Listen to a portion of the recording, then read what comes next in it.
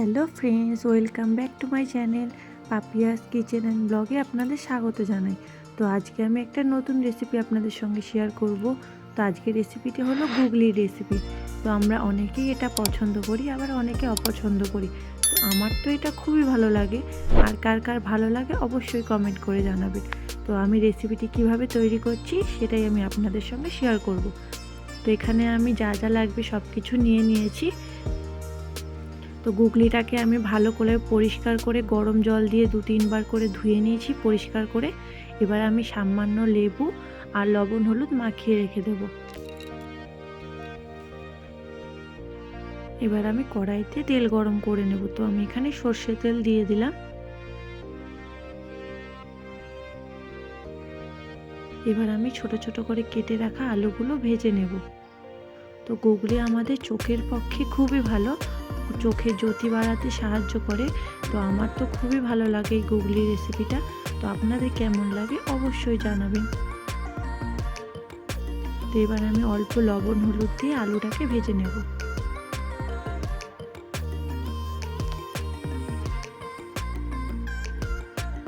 তো আলুটা হালকা করে ভেজে নিয়েছি। এবার আলুটাকে তুলে ওই তেলের মধ্যে গোটা জিরে, তেজপাতা আর শুকনো লঙ্কা ফোড়ন দিয়ে দিলাম। তো ফোড়নটা হালকা ভেজে নেব।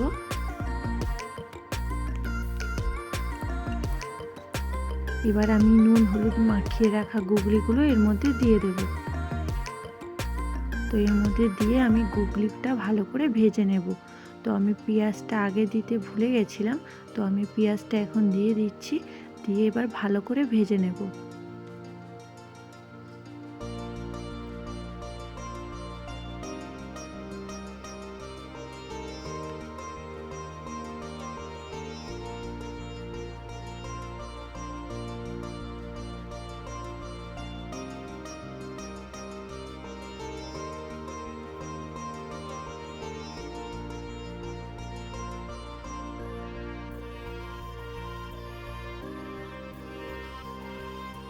তো আমার গুগলিটা অনেকটাই ভাজা হয়ে গেছে। তো আমি আর একটু ভেজে নিয়ে এরপর মশলাগুলো দিয়ে দেব।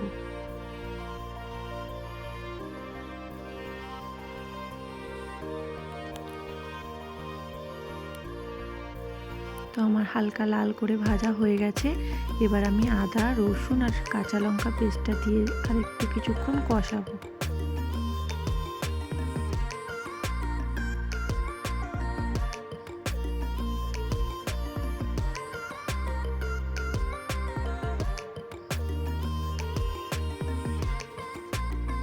এবার আমি এর মধ্যে গুঁড়ো মশলাগুলো দিয়ে দেব। তো পরিমাণ মতো লবণ হলুদ আর একটু কাশ্মীরি লঙ্কার গুঁড়ো দিয়ে দিলাম। এবার ভালো করে মশলার সাথে আমি গুগলিটাকে কষিয়ে নেব। এবার আমি সামান্য এর মধ্যে মশলার বাটি ধোয়া একটু জল দিয়ে দিলাম, দিয়ে ভালো করে এটাকে কষাতে হবে। যত ভালো কষানো হবে তত খেতে দারুণ হবে এটা। তো এই রেসিপিটা তো অসাধারণ লাগে, আপনারা এইভাবে একবার বাড়িতে বানিয়ে দেখবেন, অসম্ভব সুন্দর খেতে। এই রেসিপিটা খেলে মাছ মাংসের কথা ভুলেই যাবেন। তো আগেকার দিনে এই রেসিপিটা খুবই চলতো, তো এখন খুবই কম পাওয়া যায় এগুলো। তো আমাদের এখানে বাজারে পাওয়া যায়। তো এবার আমি মশলার মধ্যে আমি ভেজে রাখা আলুগুলো দিয়ে আরও কিছুক্ষণ কষিয়ে নেব। তো আমি এর মধ্যে গরম জল অ্যাড করব। তো আমার জলটা গরম করতে বসিয়ে দিয়েছি। এবার আমি এর মধ্যে পরিমাণ মতো গরম জল অ্যাড করে দেবো।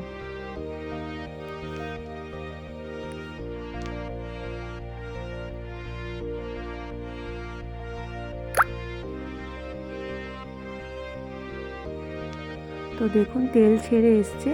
তো আমি আরও কিছুক্ষণ ভালো করে কষিয়ে নিয়েছি।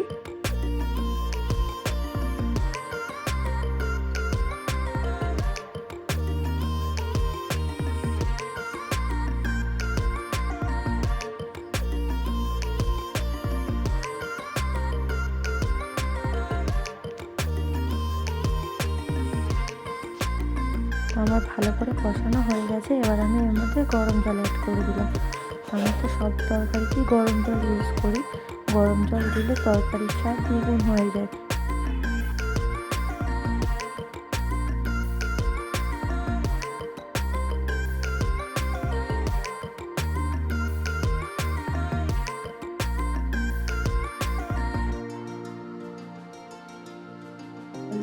10 মিনিটের জন্য ঢেকে রেখে দেবো।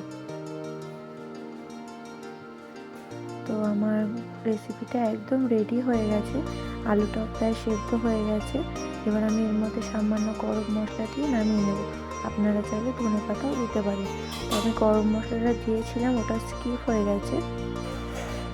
তো রেসিপিটি আমার একদম রেডি। তো এবার আমি এটাকে সার্ভ করে নেব। তো কেমন লাগলো অবশ্যই কমেন্ট করে জানাবেন, ভালো লাগলে একটা লাইক করে দেবেন। আর যারা নতুন দেখছেন তারা চ্যানেলটিকে সাবস্ক্রাইব করে পাশে থাকা বেল আইকনটা প্রেস করে দেবেন, যাতে নতুন নতুন ভিডিও আপলোড দিয়ে আপনাদের কাছে নোটিফিকেশন চলে যায়।